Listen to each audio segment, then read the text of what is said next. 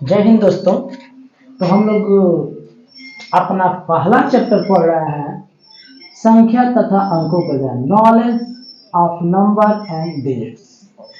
और इस चैप्टर में मैं आपको बता चुका हूं कि संख्या क्या होती है, संख्यांक क्या होते हैं, संख्या का अर्थ क्या होता है, संख्याएं कितनी प्रकार की होती हैं, ये सारी बातें आपको डिटेल में मैंने बता चुका हूं।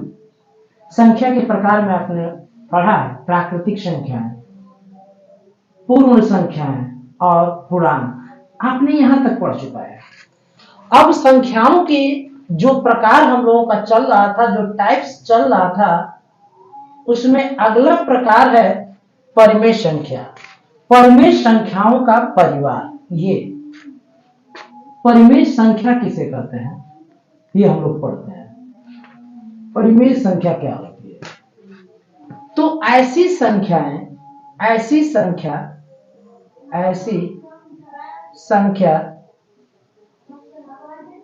जिसे P बाई Q के रूप में,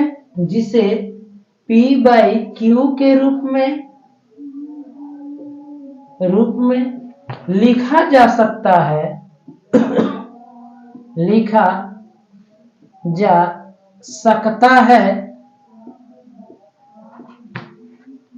सकता है उसे परिमेय संख्या कहते हैं,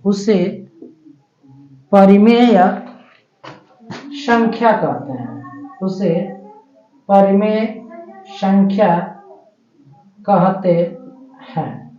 उसे क्या कहते हैं? परिमेय संख्या कहते हैं। जहां P और Q पूर्णांक हो तथा Q नॉट इक्वल टू 0। तो परिभाषा बेहद स्पष्ट है, आपको ध्यान देना है। ऐसी संख्या जिसे P बाई Q के रूप में हम लिख सकें, और उसे परिमेय संख्या कहते हैं, जहां P और Q पूर्णांक होना चाहिए और Q नॉट इक्वल टू क्या होना चाहिए? 0 होना चाहिए। तो किन संख्याओं को परिमेय संख्या कहते हैं? जिन संख्याओं को हम P बाई Q के रूप में लिख सकते हैं, जहां पर P और Q दोनों पूर्णांक होना चाहिए और Q नॉट इक्वल टू 0 होना चाहिए। इस तरह की संख्याओं को हम लोग परिमेय संख्या कहते हैं। जैसे आप देख सकते हैं, जैसे मान लीजिए 2 है, तो 2 को हम 2 बाई 1 लिख सकते हैं। तो ये P बाई Q के रूप में है, ये पूर्णांक है, ये भी पूर्णांक है। तो जब ये पूर्णांक है, ये पूर्णांक है, तो 2 एक परिमेय संख्या है। वैसे ही 3 बाई 4 ये भी परिमेय संख्या है, क्योंकि यह P बाई Q के रूप में है। यहाँ पर 3 आपका पूर्णांक है और 4 भी आपका पूर्णांक है, 4 भी पूर्णांक है, और यह 0 के बराबर नहीं है, तो ये पूर्णांक है, ये परिमेय संख्या है। -1 बाई -5 ये भी आपका क्या है? एक परिमेय संख्या है, क्योंकि -1 क्या है? आपका पूर्णांक है, -5 क्या है? पूर्णांक है। तो ये P बाई Q के रूप में है, और ये पूर्णांक है, ये भी पूर्णांक है, और ये 0 के बराबर नहीं है, तो ये परिमेय संख्या है। वैसे ही यदि मैं लिख दूं 1 बाई √2, तो ये P बाई Q के रूप में तो है, लेकिन 1 जो है यह इसका पूर्णांक है और √2 पूर्णांक नहीं है। 1 तो पूर्णांक है, लेकिन √2 पूर्णांक नहीं है, तो यह परिमेय संख्या नहीं है। वैसे ही पाई को हम लोग P बाई Q के रूप में नहीं लिख सकते हैं, तो पाई भी एक परिमेय संख्या नहीं है। ई चरघातांकी संख्या, यह भी एक परिमेय संख्या नहीं है, क्योंकि इस संख्या को भी हम P बाई Q के रूप में नहीं लिख सकते हैं। √2 भी एक परिमेय संख्या नहीं है, क्योंकि √2 को हम P बाई Q के रूप में नहीं लिख सकते हैं। वैसे ही √3 है, यह भी एक परिमेय संख्या नहीं है, इसे भी हम P बाई Q के रूप में नहीं लिख सकते हैं। उसी तरह से जीरो एक परिमेय संख्या है, क्योंकि जीरो को हम 0/1, 0/2, 0/3 इत्यादि हम लिख सकते हैं, 0/4 ऐसे तमाम हम लिख सकते हैं। अब आप किसी भी रूप में लिखेंगे, यह p/q के रूप में है, ये भी पूर्णांक है, ये भी पूर्णांक है, और ये जीरो नहीं है। आप देखेंगे किसी भी फ्रैक्शन में ये हर जीरो नहीं है, तो जीरो जो है एक क्या है, परिमेय संख्या है। वैसे वन भी आपका परिमेय संख्या है, क्यों? क्योंकि वन को आप लिख सकते हैं 1/1। तो ये p/q के रूप में है और p/q के रूप में है, ये भी पूर्णांक है, ये भी पूर्णांक है, और इसका हर जीरो के बराबर नहीं है, तो यह क्या है, एक परिमेय संख्या है। अब हम लोग पढ़ते हैं परिमेय संख्या के बाद अपरिमेय संख्या। अपरिमेय संख्या क्या होती है? अपरिमेय संख्या किसे कहते हैं? Irrational number. इर्रेशनल नंबर क्या होती है? अपरिमेय संख्या किसे कहते हैं? तो अपरिमेय संख्या क्या होती है? इर्रेशनल नंबर ऐसी संख्या जिसे p/q के रूप में नहीं लिखा जा सकता है। p/q के रूप में नहीं लिखा जा सकता है, जहां p और q पूर्णांक हो, उसे हम लोग अपरिमेय संख्या कहते हैं। उसे अपरिमेय संख्या कहते हैं। तो अपरिमेय संख्या किसे कहते हैं? ऐसी संख्या जिसे p/q के रूप में नहीं लिखा जा सकता है, उसे अपरिमेय संख्या कहते हैं, जहां p और q पूर्णांक हो तथा q ≠ 0 हो। जैसे ये जो पाई है, पाई एक अपरिमेय संख्या है, क्योंकि इसे हम p/q के रूप में नहीं लिख सकते हैं। जो ये e है, जिसे हम चरघातांकी संख्या कहते हैं, चरघातांकी संख्या भी क्या है, एक अपरिमेय संख्या है। √2 भी एक अपरिमेय संख्या है। जिन प्राकृतिक संख्याओं का वर्गमूल पूरा नहीं निकल पाएगा, वे सब की सब अपरिमेय संख्याएं होंगी। जैसे 2 का पूरा वर्गमूल नहीं निकल पाएगा, √3 का नहीं निकल पाएगा, √5 का नहीं निकल पाएगा, √6, √7, √8, √10, ये सब अपरिमेय संख्या है। लेकिन √1 ये परिमेय संख्या है, √4 ये भी अपरिमेय संख्या है, √9 ये भी क्या है, एक परिमेय संख्या है। तो जिन संख्याओं का पूरा वर्गमूल निकल जाएगा, वे क्या होते हैं, परिमेय संख्या। और जिनका पूरा वर्गमूल नहीं निकल पाता है, वे क्या होते हैं, अपरिमेय संख्या होती है।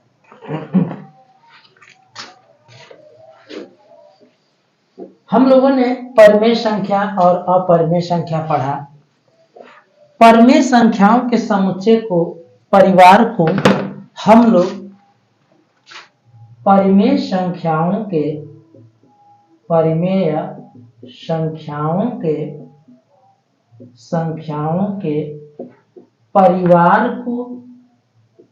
परिवार को हम लोग Q से प्रदर्शित करते हैं। Q से प्रदर्शित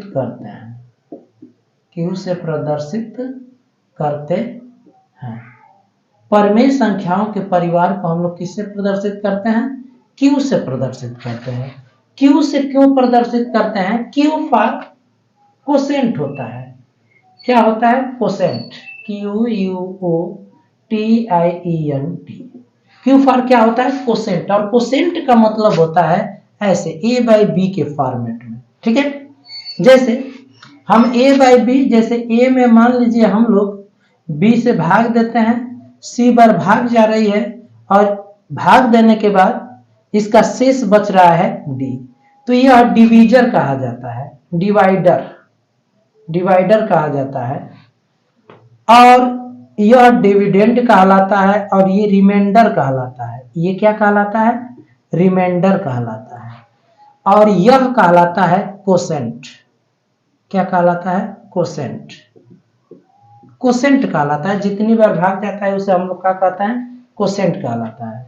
और इसे कहते हैं हम लोग डिविडेंड बोलते हैं। ये जो नंबर है ये डिविडेंड है, ये जो है वो डिवाइडर है, और ये कोसेंट है, और ये क्या है? रिमाइंडर है। तो इसे a/b के फॉर्मेट में हमें कोसेंट मिलता है, तो इसलिए जो भी a बाई बी के रूप में संख्याएं होती हैं उनको हम लोग किससे दिखाते हैं, q से दिखाते हैं। और जो अपरिमेय संख्याएं होती हैं उनके परिवार को हम लोग t से प्रदर्शित करते हैं।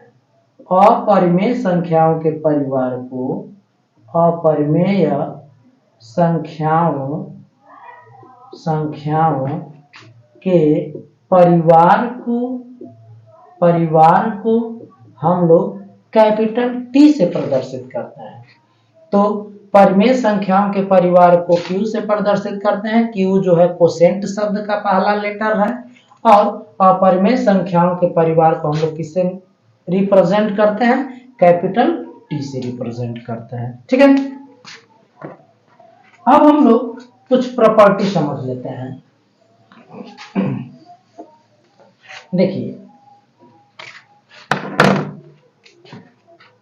यदि आप परिमेय संख्या में, एक परिमेय संख्या है और इसमें आप परिमेय संख्या को जोड़ेंगे, परिमेय संख्या को आप परिमेय संख्या में जोड़ेंगे तो हमेशा हमेशा आपको क्या मिलेगी, एक परिमेय संख्या मिलेगी। दूसरा पॉइंट, यदि आप परिमेय संख्या में, यदि आप परिमेय संख्या में परिमेय संख्या को घटाएंगे तो आपको हमेशा और हमेशा क्या मिलेगा, एक परिमेय संख्या मिलेगा।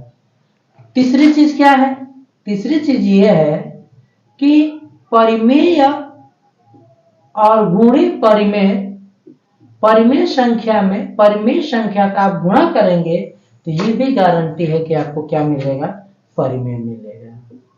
और वैसे ही चौथी बात क्या है कि परिमेय संख्या में आप नॉन जीरो परिमेय संख्या से भाग देंगे। ये जो हर वाली परिमेय संख्या है ये जीरो नहीं होनी चाहिए। तो जब परिमेय संख्या में नॉन जीरो परिमेय संख्या से भाग देंगे तो यह भी हमेशा क्या आएगा, एक परिमेय आएगा। अब अगली बात क्या है, अपरिमेय संख्याओं से अगली बात क्या है कि जब आप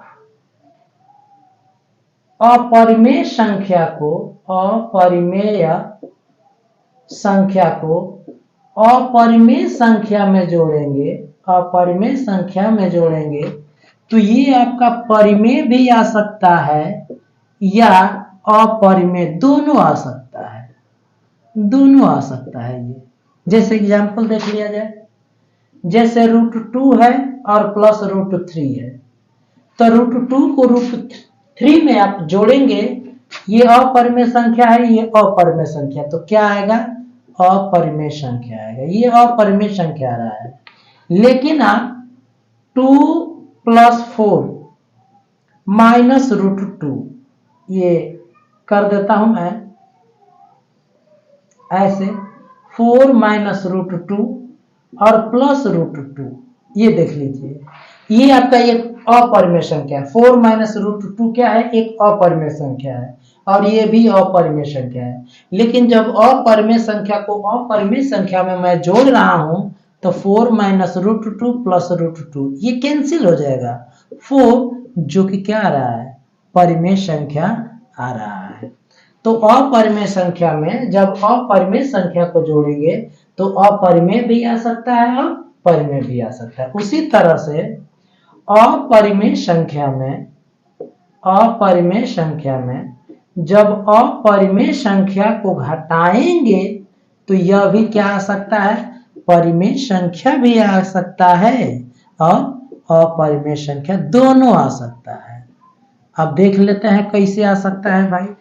तो मान लीजिए एक अपरिमेय संख्या 4 + √2 है, हाँ, और एक अपरिमेय संख्या 2 है।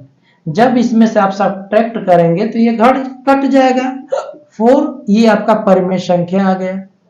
लेकिन यही यदि √2 में से √3 को घटाएंगे, ये भी अपरिमेय संख्या है, ये भी अपरिमेय संख्या है। अपरिमेय संख्या में से जब अपरिमेय संख्या को घटाएंगे तो क्या आएगा, अपरिमेय संख्या आएगा। तो ये दो बात हम लोगों ने देखा। अब तीसरी बात देखते हैं अपरिमेय संख्याओं से संबंधित। तीसरी बात क्या है कि जब आप अपरिमेय संख्या को गुणा करेंगे अपरिमेय संख्या में, जब आप गुणा करेंगे तो यह भी दोनों रिजल्ट आ सकता है, परिमेय भी आ सकता है और अपरिमेय, दोनों रिजल्ट आ सकते हैं, अपरिमेय भी आ सकता है। जैसे एग्जांपल देख लेते हैं, जैसे √2 इंटू √3, ये भी अपरिमेय संख्या है, ये भी अपरिमेय संख्या, गुणा करेंगे तो √6 आएगा, और √6 जो है इरेशनल नंबर है, अपरिमेय संख्या है। लेकिन यही आप √2 है और इसका आप गुणा करते हैं √8 से, आप गुणा करें, ये अपरिमेय आ रहा है, अपरिमेय।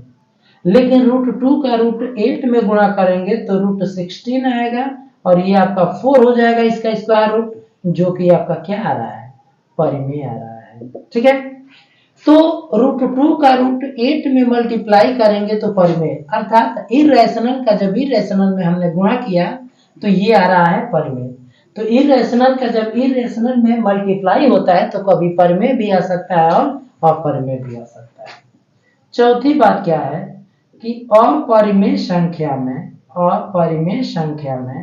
जब अपरिमेय संख्या से भाग दिया जाता है, अपरिमेय संख्या से भाग दिया जाता है तो ये भी आता है, परिमेय भी आ सकता है और अपरिमेय भी आ सकता है, परिमेय भी आ सकता है और अपरिमेय भी आ सकता है।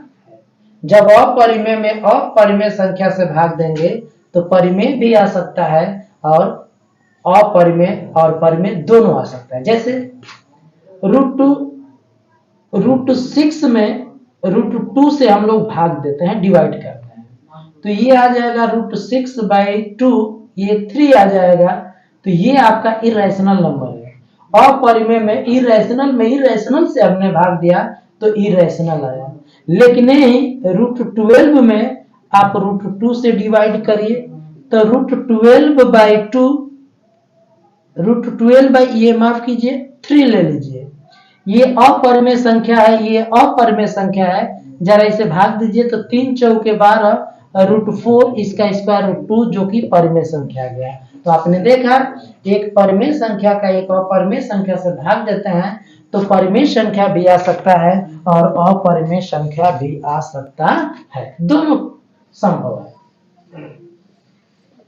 अब यदि एक परिमेय रहेगा और एक अपरिमेय रहेगा तो क्या होगा, ये हम लोग देख लेते हैं।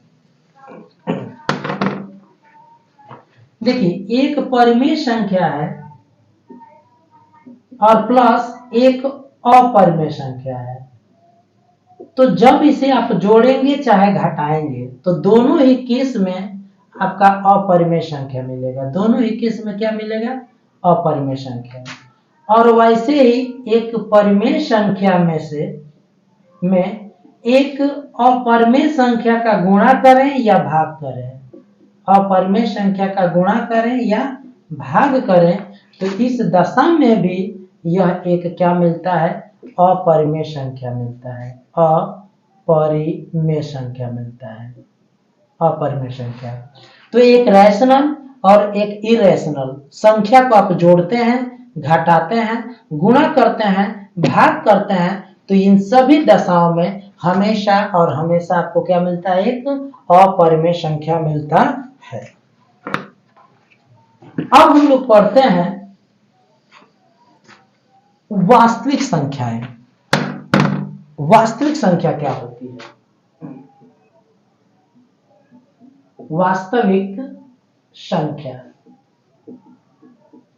वास्तविक संख्या, रियल नंबर। रियल नंबर क्या होता है, वास्तविक संख्या क्या होता है और काल्पनिक संख्या क्या होता है, काल्पनिक संख्या क्या होता है, इमेजिनरी नंबर क्या होता है, इमेजिनरी नंबर। वास्तविक संख्या और काल्पनिक संख्या क्या होता है, ये हम लोग समझते हैं। तो यदि यक्स कोई भी संख्या हो, यदि यक्स कोई संख्या हो, कोई संख्या हो तथा यक्स स्क्वायर निकाला जाए तो 0 या 0 से अधिक आए तो यक्स को वास्तविक संख्या कहते हैं। यक्स को हम लोग क्या कहते हैं? वास्तविक संख्या कहते हैं। वास्तविक संख्या कहते हैं। यक्स को हम क्या कहते हैं? वास्तविक संख्या कहते हैं। अर्थात किसी संख्या का वर्ग करने पर, यदि किसी संख्या का वर्ग किया जाए और उसका वर्ग करने पर 0 आता है या 0 से अधिक आता है तो वैसी संख्या को हम लोग क्या कहते हैं? वास्तविक संख्या कहते हैं। जैसे √2 है, अब इसका आप वर्ग करिए तो √2 का वर्ग करेंगे तो 2 आएगा, और ये रूट है, ये स्क्वायर है, ये दोनों कैंसिल हो जाएंगे, और 2 है ग्रेटर देन 0 होता है, तो यह क्या है? वास्तविक संख्या है, रियल नंबर है। -1/2 ले लीजिए, आप इसका स्क्वायर करिए, जब आप इसका स्क्वायर करेंगे तो 1/4 आ जाएगा, ये भी ग्रेटर देन 0 है, तो यह भी क्या है? वास्तविक संख्या है। यदि -1/√2 ले लिया जाए तो इसका भी आप स्क्वायर करिए जरा आप, तो ये माइनस का स्क्वायर करेंगे तो प्लस वैल्यू आ जाएगी, पॉजिटिव वैल्यू आ जाएगी, और 1 का स्क्वायर करेंगे तो 1 आएगा, √2 का स्क्वायर करेंगे तो 2 आएगा, ये भी ग्रेटर देन क्या है? 0 है, तो यह संख्या भी एक क्या है? वास्तविक संख्या है। तो किसी भी संख्या का वर्ग करने पर यदि 0 या 0 से अधिक आता है तो वह वास्तविक संख्या है। 0 भी वास्तविक संख्या है, क्योंकि 0 का वर्ग करेंगे तो 0 आएगा, और ग्रेटर इक्वल टू 0 होगा या ग्रेटर देन 0 होगा तो वो क्या होगा? वास्तविक संख्या होगा।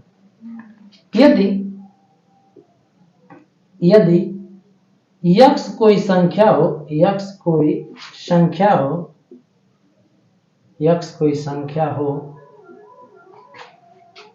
तथा उसका वर्ग करने पर, यक्स स्क्वायर करने पर लेस देन 0 आता है तो यक्स को काल्पनिक संख्या कहते हैं। यक्स को काल्पनिक संख्या कहते हैं।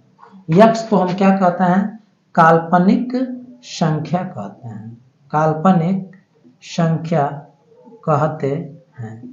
तो काल्पनिक संख्या किसे कहते हैं? यदि किसी संख्या का वर्ग किया जाए और वर्ग करने पर उसका मान, उसके वर्ग का मान 0 से छोटा आता है तो उस संख्या को हम लोग काल्पनिक संख्या कहते हैं। जैसे √-2, √-2 यदि किया जाए तो आप देखेंगे कि इसका स्क्वायर मैं करूं, √2 मैं स्क्वायर करूं तो ये खत्म हो जाएगा, -2 आ जाएगा, जो कि लेस देन क्या है?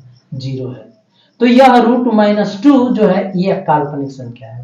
वैसे √-4 ले लीजिए, इसका भी आप स्क्वायर करिए, √-4 का स्क्वायर करिए तो ये रूट और ये कैंसिल हो गए, -4 आ गया, लेस देन 0 आ गया, यह भी एक तरह से क्या है? काल्पनिक संख्या है। तो आप याद रख लीजिए, रूट के अंदर, स्क्वायर रूट के अंदर कभी भी कोई निगेटिव नंबर आता है, स्क्वायर रूट के अंदर कभी भी कोई निगेटिव नंबर आता है तो वह एक क्या हो जाती है? काल्पनिक संख्या होती है। जैसे -1 हो गया, -2 हो गया, -3, रूट के अंदर कोई भी नंबर ले लीजिए, -1/4, -1/3, निगेटिव नंबर होना चाहिए। यदि रूट के अंदर कोई भी निगेटिव नंबर आ जाता है तो वह संख्या क्या हो जाती है? काल्पनिक संख्या हो जाती है। इसमें एक बात ध्यान देना होगा, किसी भी काल्पनिक संख्या को, जैसे -√2 है तो इसको आप ऐसे लिख सकते हैं, √2 × -1, अर्थात √2 × √-1, इस फॉर्म में लिख सकते हैं हर नंबर में। जैसे मान लीजिए -4 ही है, -4 को आप क्या लिख सकते हैं? 4 × -1, फिर अलगा करिए, √4 × √-1, इस फॉर्मेट में लिख सकते हैं। अर्थात किसी भी इमेजिनरी नंबर को √-1 के फॉर्मेट में लिख सकते हैं।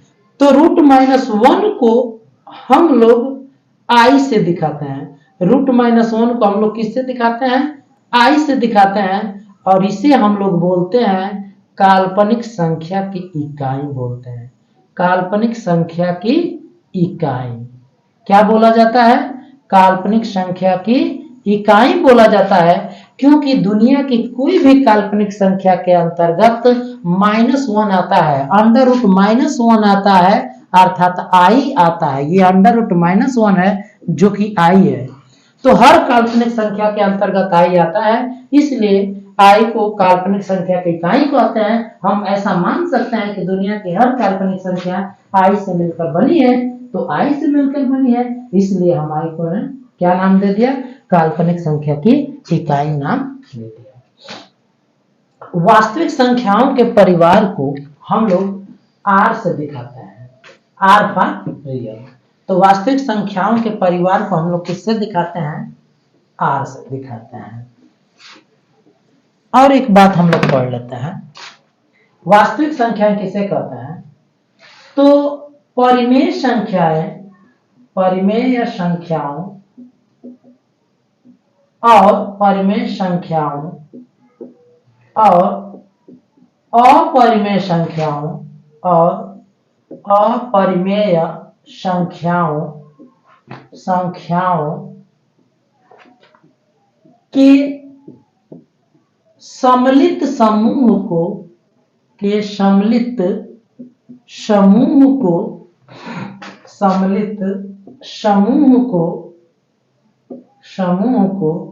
वास्तविक संख्याओं का समूह कहा जाता है।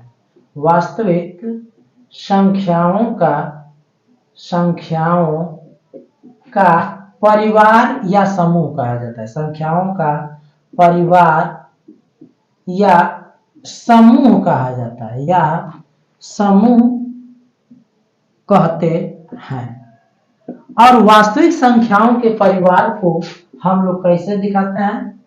कैपिटल आर से दिखाते हैं। वास्तविक संख्याओं के समूह को, वास्तविक संख्याओं के समूह को क्या कहते हैं? वास्तविक संख्याओं के समूह को हम लोग कैपिटल आर से प्रदर्शित करते हैं,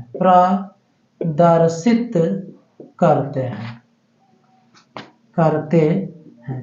तो आप देख रहे हैं कि परिमेय संख्या और अपरिमेय संख्याओं के सम्मिलित समूह को हम लोग क्या कहते हैं? वास्तविक संख्याओं का परिवार या समुच्चय कहते हैं। तो आप यहाँ से समझ सकते हैं कि वास्तविक संख्याओं में परिमेय संख्याएं भी सम्मिलित होती हैं और अपरिमेय संख्याएं भी क्या होती हैं? सम्मिलित होती हैं। अब हम लोग पढ़ते हैं सम्मिश्र संख्या। सम्मिश्र संख्या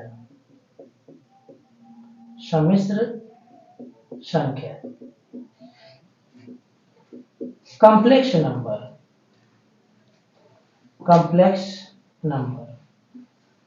तो सम्मिश्र संख्या क्या होती है? एक वास्तविक संख्या और एक काल्पनिक संख्या से मिलकर बनने वाली संख्या को हम लोग सम्मिश्र संख्या कहते हैं। एक अर्थात हम कह सकते हैं कि जिस संख्या को a प्लस रूट -1b या a प्लस IB, रूट -1 को मैं बताया हूं कि I से डिनोट करते हैं। तो जिस संख्या को a प्लस IB के रूप में चाहे a माइनस IB के रूप में लिखा जा सकता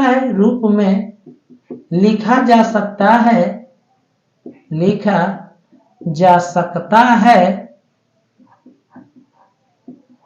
उसे सम्मिश्र संख्या कहते हैं।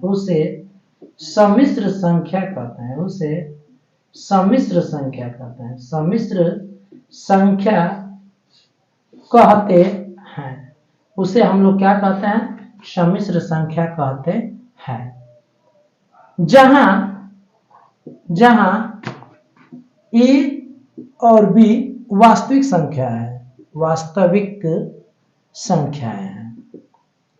संख्याएं हैं। तो सम्मिश्र संख्या किसे कहते हैं? जिस संख्या को a plus root minus 1 into B अर्थात a प्लस आई बी के रूप में लिखा जा सकता है, उसे हम लोग क्या कहते हैं? सम्मिश्र संख्या कहते हैं। जहां पर a और b क्या होनी चाहिए? वास्तविक संख्या होनी चाहिए। जैसे जीरो, जीरो जो है एक सम्मिश्र संख्या है, क्योंकि जीरो को हम लोग जीरो प्लस आई जीरो लिख सकते हैं, इस फॉर्म में लिखा गया। ये भी वास्तविक संख्या है, ये भी वास्तविक संख्या है।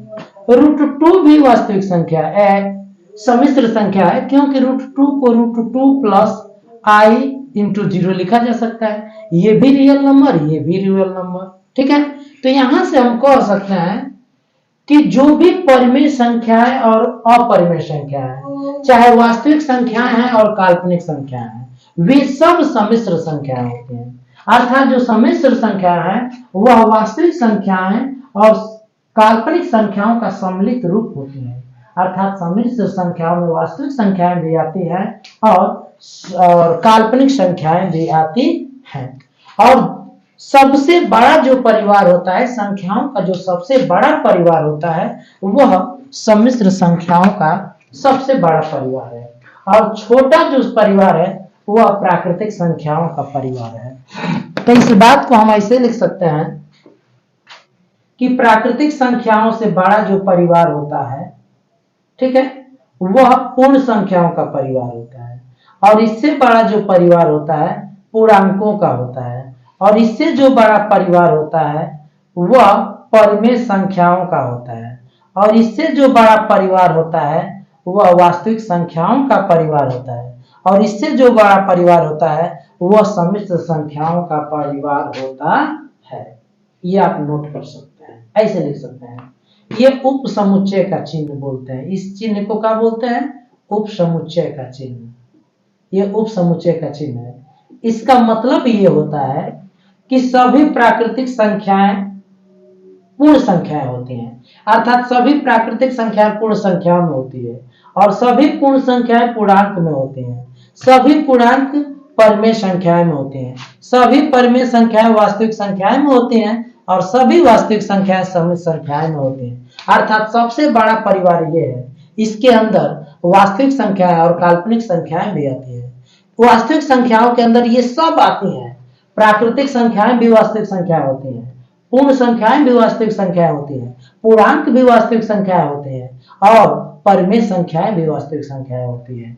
ये परिमेय संख्या है तो पूर्णांकों का समुच्चय भी परिमेय संख्याओं के अंतर्गत है।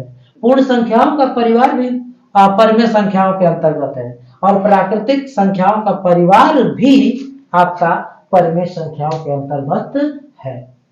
तो आज हम लोगों ने संख्याओं के प्रकार में ये पढ़ा कि परिमेय संख्याएं क्या होती हैं, अपरिमेय संख्याएं क्या होती हैं, वास्तविक संख्याएं क्या होती हैं, काल्पनिक संख्याएं क्या होती हैं और सबसे जो बड़ा परिवार है सम्मिश्र संख्याएं, उनके बारे में हमने पढ़ा। सभी वास्तविक संख्याएं चाहे काल्पनिक संख्याएं सम्मिश्र संख्याएं होती है। तो मुझे आशा है कि आपको ये वीडियो बेहद पसंद आया होगा। तो आप इस वीडियो को अपने दोस्तों में ज्यादा से ज्यादा शेयर करें, लाइक करें, कमेंट करें। तो आज के लिए इतना ही। जय हिंद, जय भारत।